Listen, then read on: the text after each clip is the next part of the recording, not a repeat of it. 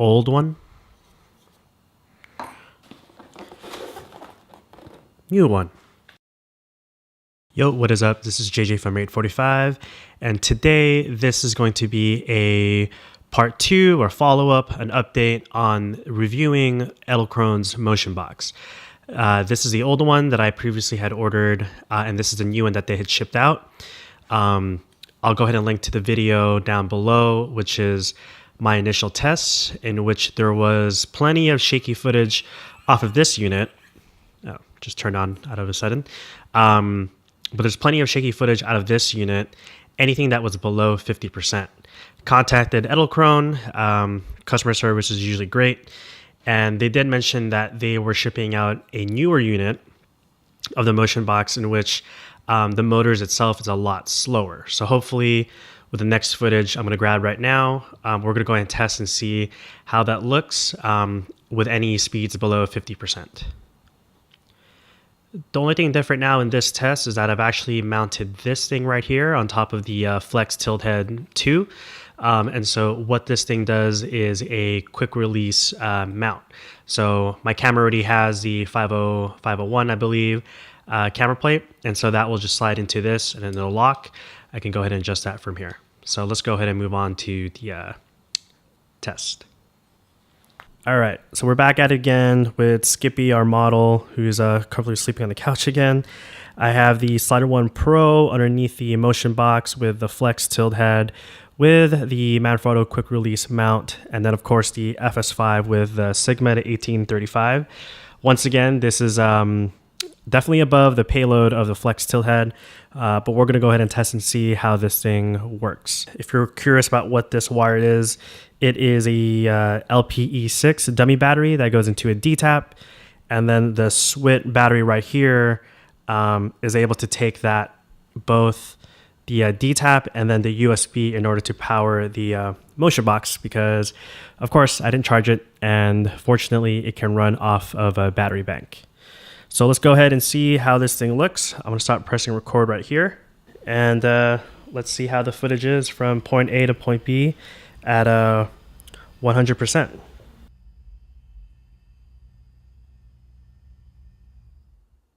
Let's change this to 75. Pressing go.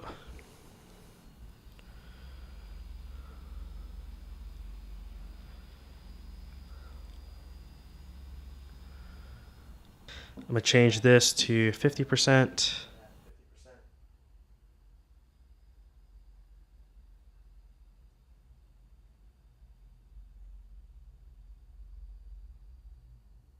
The trouble spot before was anything below 50%. So I'm just gonna go from 50 to 40. Let's see how this goes again, and pressing go.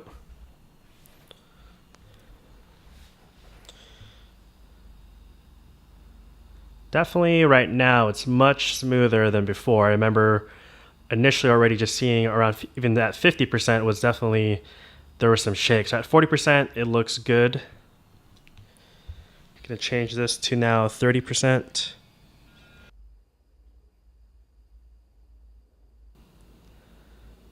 This is at 30.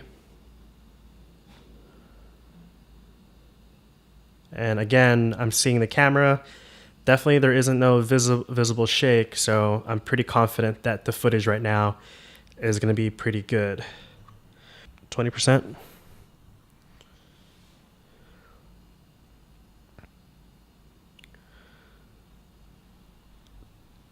Kind of zoom in a little bit. So far, the camera is definitely not shaking at 20%.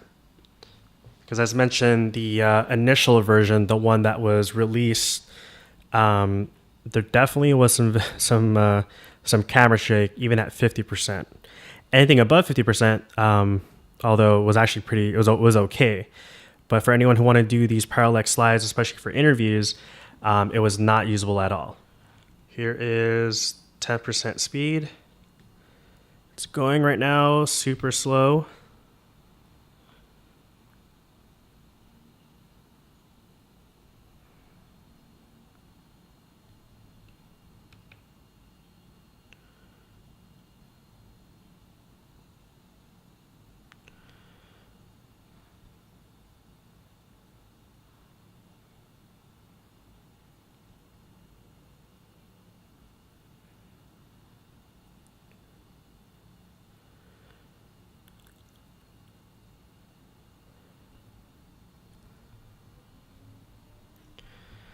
All right, definitely slow. So let's go ahead and assume that that is good for now. I'm press stop.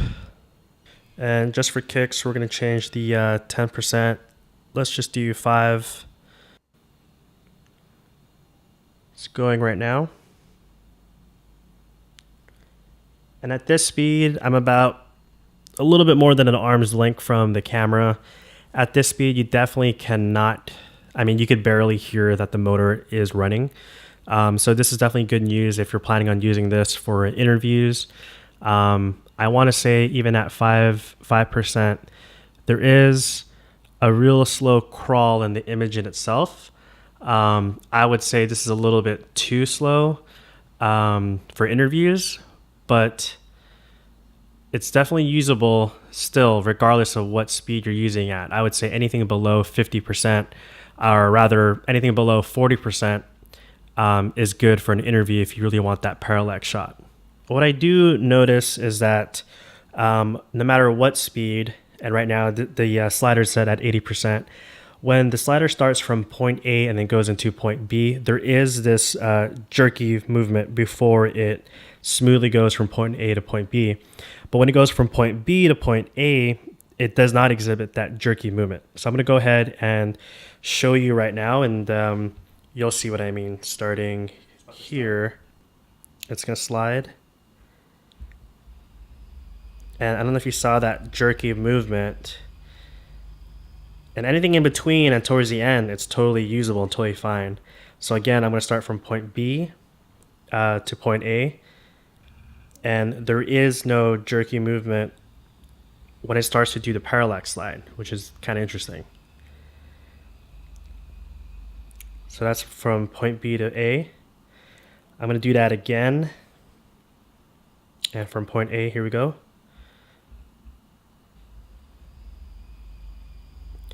And it's like a slight nudge, as if the gears are trying to find each other in order to make the parallax movement. All right, so that concludes my second look or re-review of Edelkrone's Motion Box unit. They did reach out pretty quickly when I called them out literally on Instagram that the movement from their Motion Box was not doing what it was advertised and doing.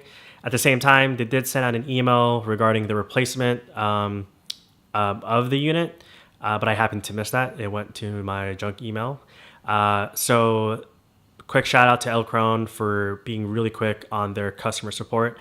And despite that jerky movement from point A to point B, again, this is something that maybe Edelkrone could follow up on. But despite that movement, I do think that it's worth keeping. Again, I think that this is a filmmakers or videographers kind of dream setup, especially if they want to kind of keep things really, small and portable and, less weight as possible in your camera bag. And that's the beauty of it, that this, along with the Slider plus the Slider 1 Pro model, is that you can go ahead and put this all in your bag. And yeah, it's a little bit, there's some weight to it, but then again, the payload of all things combined is obviously good enough to fit the Sony FS5. So I hope this was helpful in just kind of showing you that the newer unit, and again, I can't verify if there's a version, but if you are going to purchase it, you may want to ask and make sure that you are receiving the slower motor version. In that initial email that Edelkrone had sent, they did recommend that if you are doing a turntable style that you photography, with the Motion Box, is that you're supposed to use that version. So it's kind of unfortunate that their main, or rather that one model doesn't fit all. But if you are looking for that parallax movement, slower motor is better. But if you're looking for tabletop photography where you're going to utilize that turntable accessory unit that they have, then apparently you want to stick with that model. But you can't have both. So I hope this was helpful. Let me know if you have any comments, questions, leave them below, and I'll hear back from you guys. Cheers.